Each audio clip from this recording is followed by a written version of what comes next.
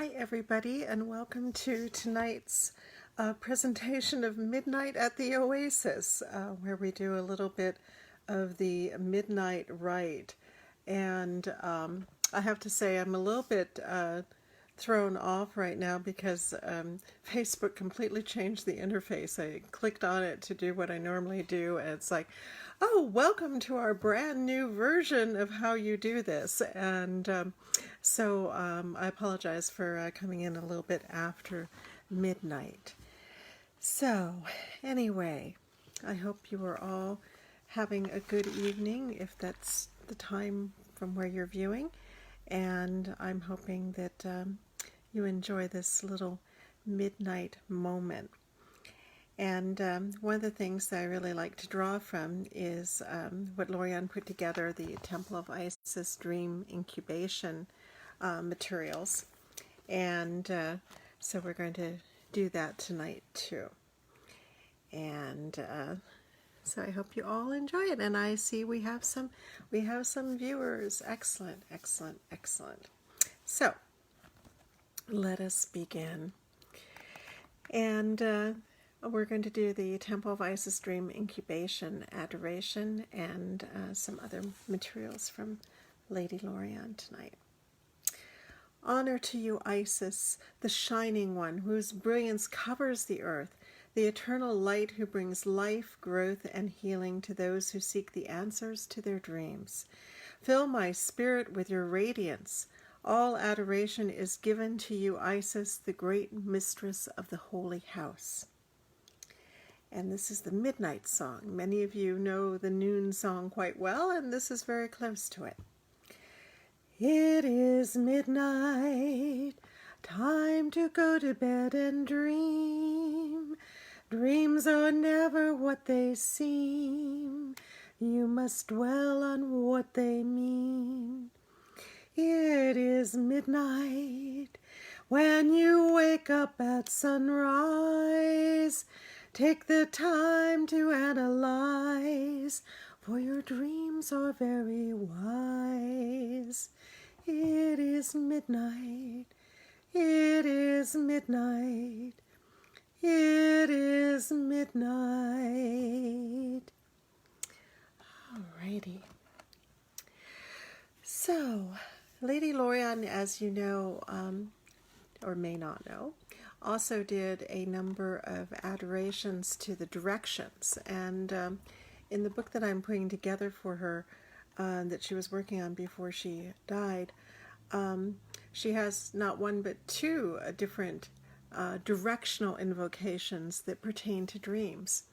And tonight I think we will do the honoring for goddesses to bring dreams.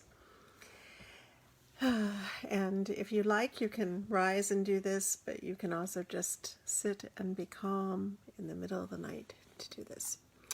But we start directing our attention to the direction of east.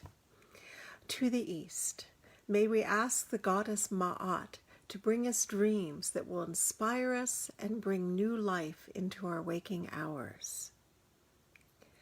To the south, may we ask the goddess Sekhmet to bring us dreams that will enhance our passions for love and creativity in our waking hours.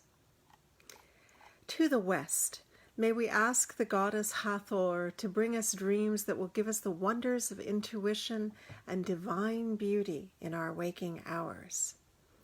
To the north, may we ask the goddess Isis to bring us dreams that will invoke magic that will create everything we would wish in our waking hours. Yes, dreams can foretell the future, can give us guidance, can be signals to beware of or signs to follow. Pay attention to your dreams and be amazed at how they fit into your life. And those of you that may be familiar with some of my work know that the Sacred Scarab Oracle was born fully formed within a dream.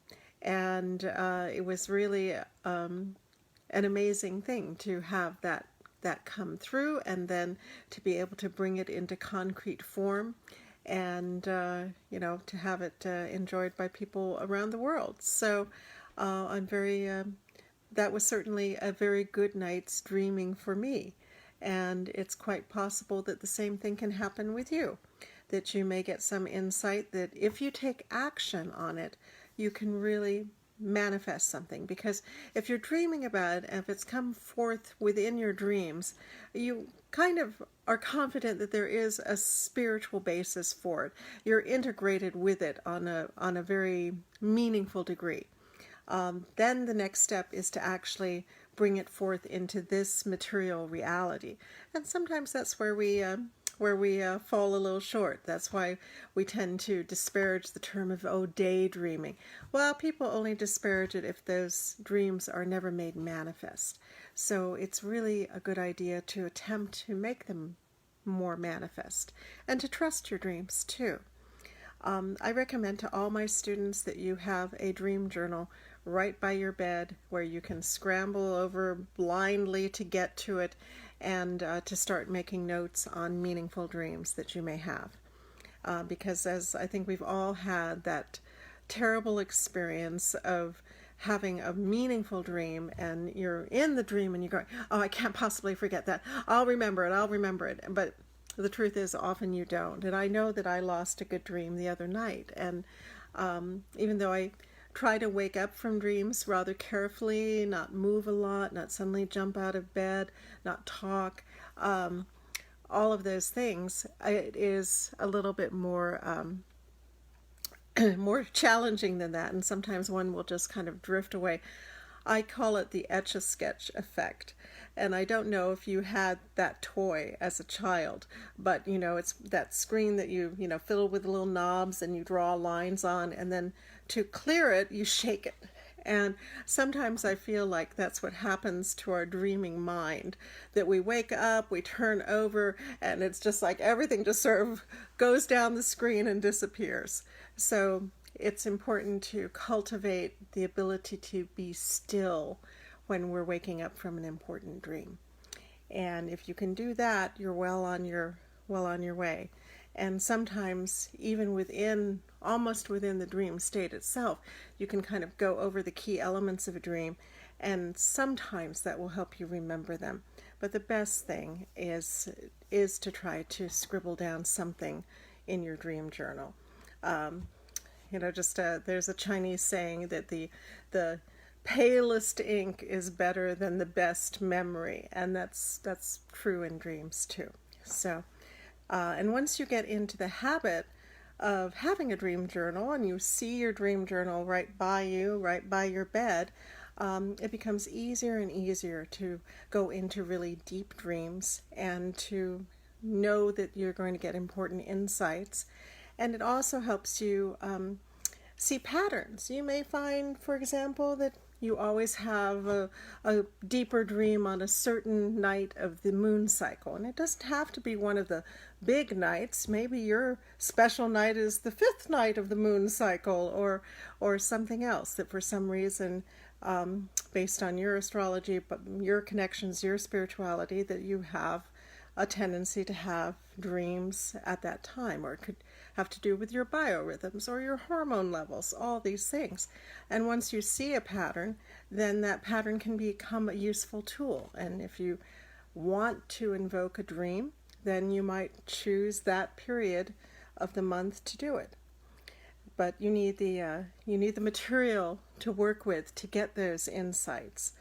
Because otherwise you might eventually get the same insights just by force of habit, and you finally notice something, but it's a little more efficient to actually have it in your dream journal, which can be a beautiful book that means good things to you. You can scent the pages with scents that may inspire dreams.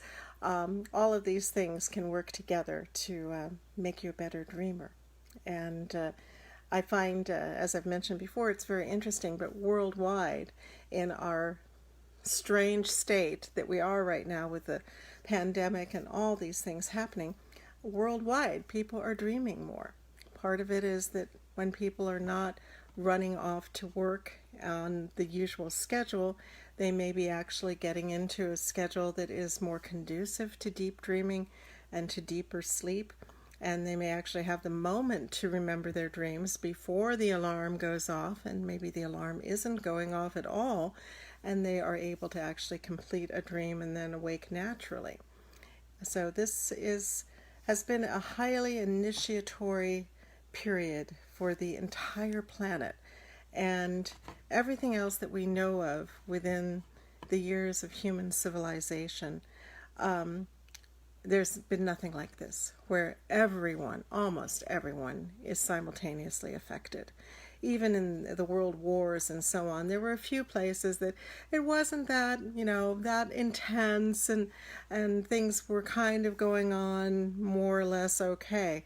But here, we're all in the same mood. We all are paying attention to the same things.